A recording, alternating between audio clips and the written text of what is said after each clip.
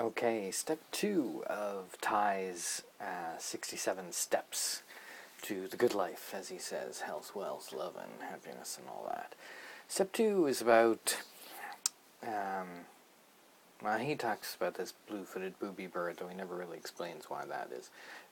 The ESS and the 500-year-old mind. So it's really about talking about adaptation.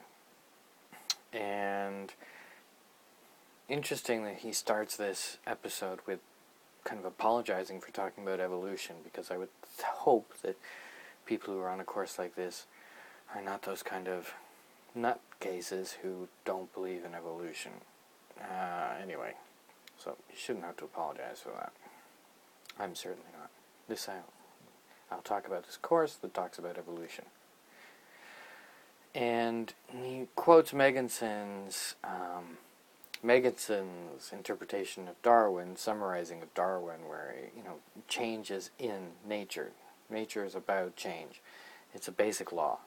And Darwin has been kind of misinterpreted. Well, I don't think misinterpreted, but people don't see the clarity of his statement, where Darwin is said as being it's about survival of the fittest.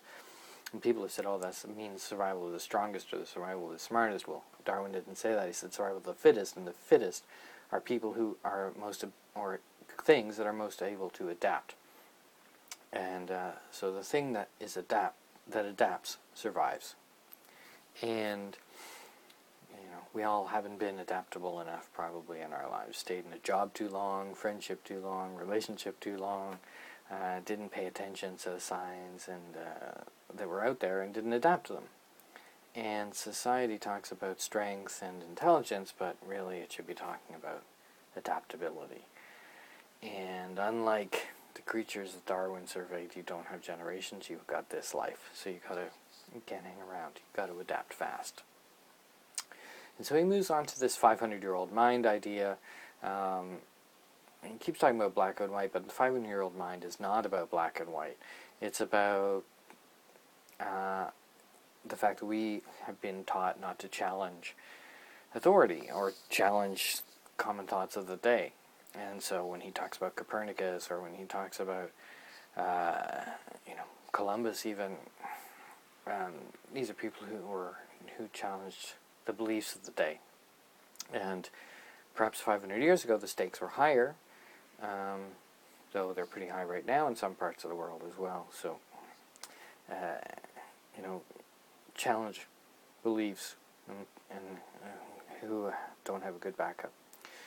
And don't be afraid to fail when in the challenging of those beliefs. And Edison made tens of thousands of failures that for people like Edison we call experiments, and for people like some of us we call failures, and we shouldn't call them that very weighted word.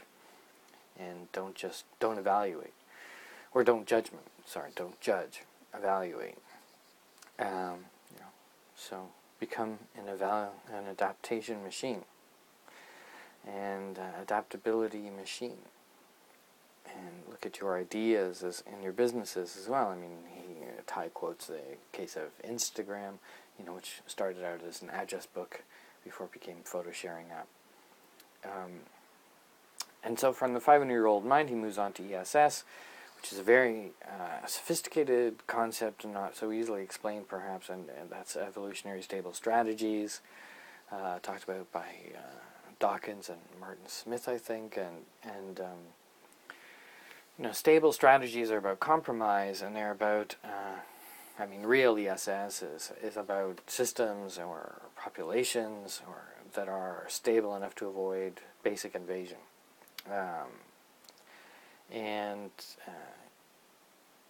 It's about compromise. You don't have a really capitalistic or communistic society out there, even though they may spout that doctrine.